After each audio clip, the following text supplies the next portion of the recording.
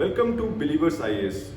As you know that we have started a new series called Prelim Hacks where we'll be dealing with multiple topics. So today's topic is ICJ. Why ICJ is important for our upcoming prelims is because recently South Africa has dragged Israel under Genocide Convention in ICJ, stating that Israel has committed genocide by killing 24,000 people, which includes children and women.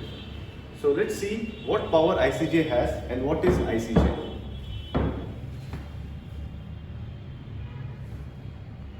ICJ, it sits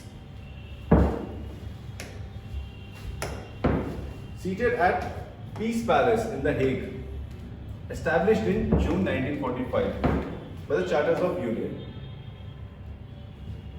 It has two functions, one is advisory function and one is legally binding function. Why ICJ was formed? Because its predecessor, the Permanent Court of International, failed miserably during inter-war periods. What is the strength of ICJ?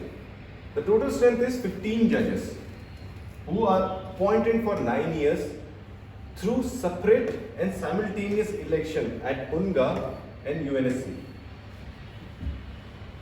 What are the issues with ICJ? The first and foremost issue is no enforcement power. As we know that whatever judgment ICJ gives, it has to be passed by the UNSC. But in UNSC, the P5 countries becomes very important because either if any of the country gives veto, then that legally binding won't be passed. The legally binding enforcement, whatever ICJ has given, cannot be fulfilled or passed. So the problem with P5 country is P5 is divided between P3 and P2. What are this P3 and P2? P3s are the Western allies, US, UK and France. And P2 is China and Russia. What is the second issue? The second issue is the slow and bureaucratic procedure.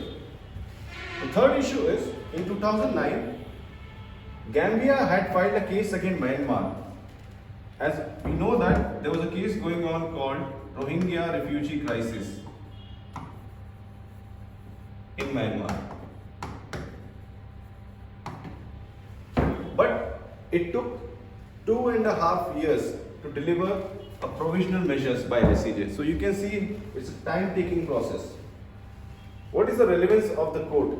In today's tense geopolitical scenario, the relevance of ICJ becomes even more important.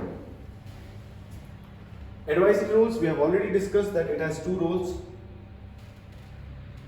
There is one more problem with ICJ. There are multiple courts, permanent courts of arbitration, ICC, UNCLOS, which dilutes the power of ICJ.